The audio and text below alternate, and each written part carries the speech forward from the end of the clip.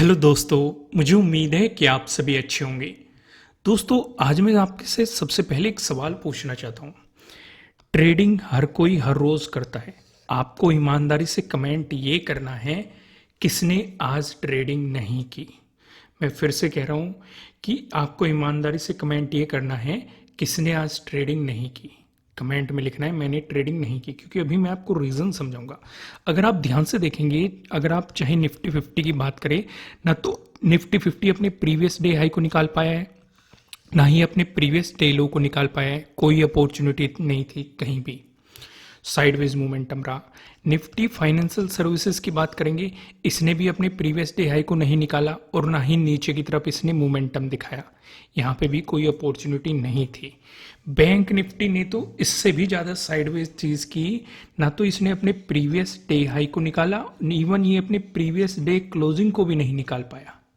तो सीधे सीधे काफ़ी लोग ये कमेंट करते हैं कि हम कैसे पहचाने कि साइडवेज मार्केट है, कैसे ट्रेड को अवॉइड करें। क्योंकि हमेशा मैं आपको एक चीज़ समझाता हूँ, अगर आपको कोई स्ट्रेटजी पता चल गई या कोई सेटअप पता चल गया, तब आप प्रॉफिटेबल ट्रेडर नहीं बनते हो।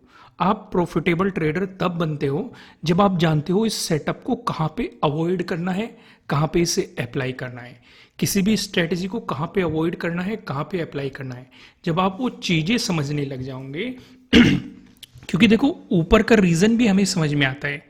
बात सिर्फ यहाँ पे प्रीवियस डे हाई निकालने की नहीं है। मैं अभी आपको वन डे के टाइम फ्रेम पे लेके चलता हूँ। यहाँ पे अगर आप देखेंगे, डिस्कशन किया गया था कि बैंक निफ्टी ने अभी उस रेंज को नहीं निकाला है।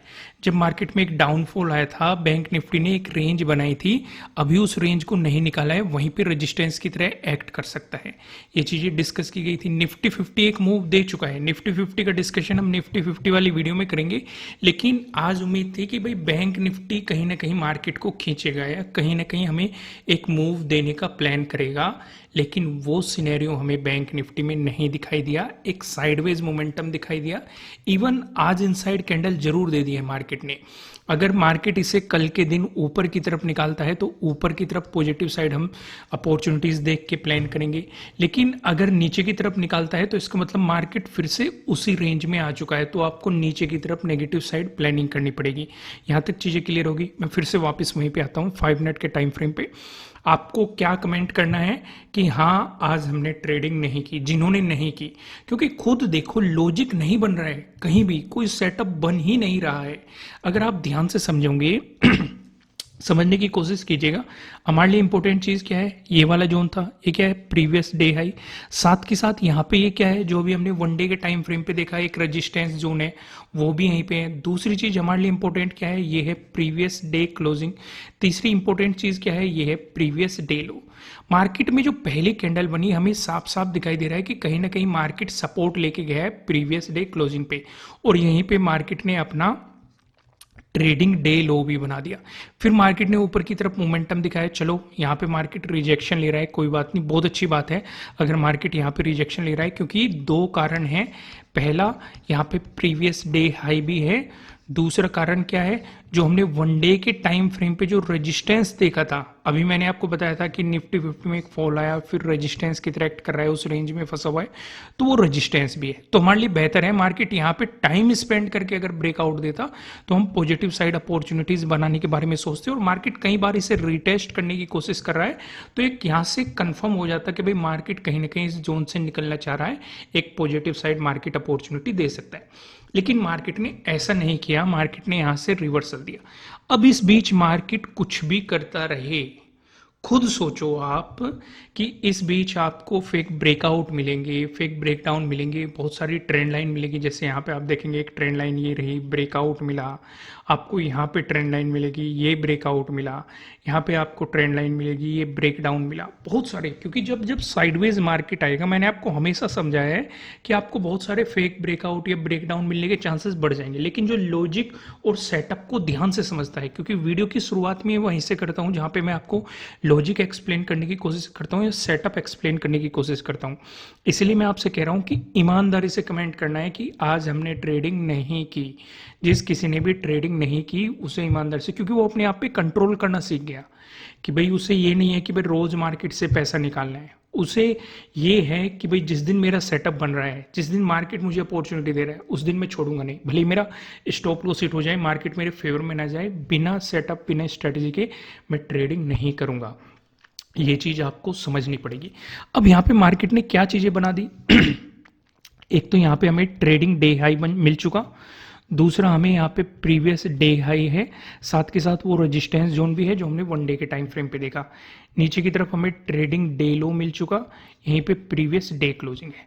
अब मार्केट ने इतनी चीजें आपको दे दी, इस बीच मार्केट कुछ भी करता रहे, या तो वो इस पोर्शन को निकाले, तब पॉजिटिव साइड अपॉर्चुनिटी के बारे में सोचना है, या फिर वो इस पोर्शन को नीचे की तरफ निकाले, तब हम प्रीवियस डे लो तक के मोमेंटम को देख सकते थे, तब नेगेटिव साइड मार्केट अपॉर्चुनिटीज के बारे में सोच सकते थे।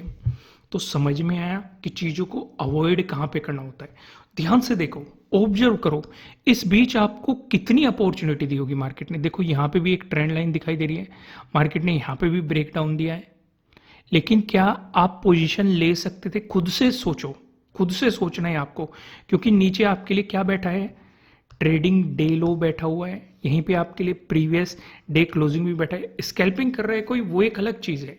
यहाँ पे देखो एक ट्रेंड लाइन ये थी, मार्केट ने फिर इसका ब्रेकआउट दिया, तो क्या अपॉर्चुनिटी बनती? खुद से सोच के चलो कि क्या यहाँ पे हमारा आपके लिए अपॉर्चुनिटी बनती? जवाब आ रहा है नहीं। इससे ऊपर आपके लिए क्या है, ट्रेडिंग डे हाई बैठा हुआ है, साथ के साथ प्रीवियस डे हाई भी है, और वो वाला रेजिस्टेंस जोन भी है।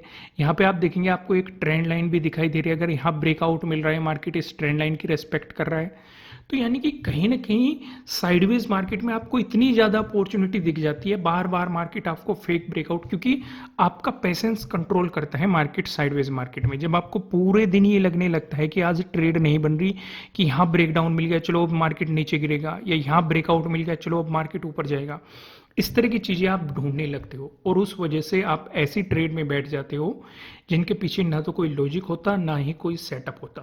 तो यहां तक समझ में आए? आपको क्या काम करना है, ईमानदारी से कमेंट करके बताना है किसने आज ट्रेडिंग नहीं की, बाकी सभी वीडियो को लाइक करेंगे। आइए अब कल की सिचुएशन समझते हैं। सबसे पहले हम कुछ चीजें समझेंगे वन डे के टाइम फ्रेम पे। वन डे के टाइम फ्रेम पे हमें क्या चीजें नजर आ रही है? पहली चीज हमें नजर आ रही है इनसाइड कैंडल, जो कि हमने समझ ली। दूसरी चीज हमें नजर आ रही है कि मार्केट के लिए एक इंपॉर्टेंट रेजिस्टेंस जोन है, ये भी हमने समझ लिया। तीसरी चीज हम यहाँ पे एक और डिस्कस करेंगे, जिससे कि आपको कंफर्म हो जाएगा कि चीजें किस तरीके से आपके लिए काम करेगी। ये मैंने यहाँ पे अलग से ही ड्रॉ कर दिया, बड़ा कर दिया चार्ट। मैं समझाना चाहता हूँ इस वाले जोन को।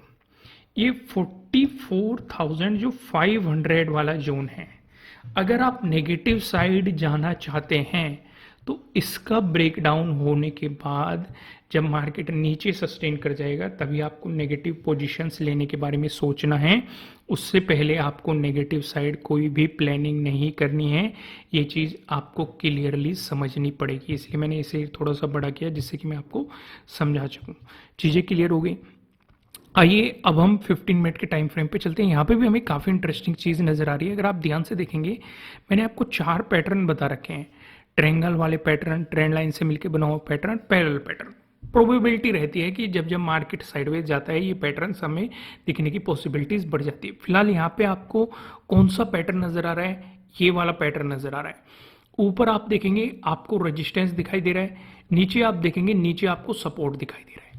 पहली चीज जो हम यहाँ पे नोट डाउन करेंगे, अगर मार्केट इसी जोन में घूमता रहा तो ट्रेड नहीं करनी है, क्योंकि मार्केट अभी भी साइडवेज होता जा रहा है। पहली चीज नोट कर ली। दूसरी चीज, ये जितना नैरो होता जाएगा उतने ही हमारे ब्रेकआउट या ब्रेकडाउन मिलने के चांसेस बढ़ते जाएंगे, ये नोट डाउन कर लो। तीसरी चीज नोट डाउन कर लिए, पॉजिटिव साइड हम पोजीशन तभी लेंगे जब मार्केट 11th का डे हाई निकाल देगा, ये नोट डाउन कर लो। 11th का डे हाई जब निकलेगा तो पॉजिटिव साइड हम पोजीशन लेने के बारे में सोचेंगे। चौथी चीज नोट डाउन कर लो, अगर मार्केट यहाँ पे 44,500 को नीचे की तरफ निकालता है, तभी हम नेगेटिव साइड पोजीशन लेने के बारे में सोचेंगे। क्या है? 44,500 को अगर निकालता है नीचे की तरफ, तो हम नेगेटिव साइड पोजीशन लेने के बारे में सोचेंगे। ये चारों चीजें आपने नोट डाउन कर ली। अब यहाँ पे कुछ चीजें और समझाता हूं मैं आपको।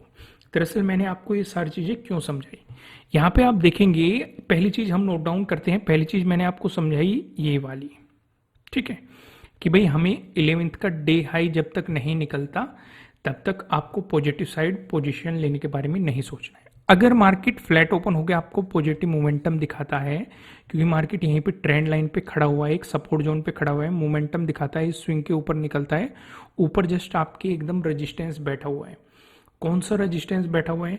देखो यहाँ पे 12th का डे हाई भी है जो कि आपके लिए प्रीवियस डे हाई भी है, 11th का डे हाई भी है, और तीसरा रेजिस्टेंस कौन सा है जो हमने वन डे के टाइम फ्रेम पे मैंने आपको दिखाया था कि मार्केट में गिरावट आई और मार्केट अभी भी एक रेंज में है।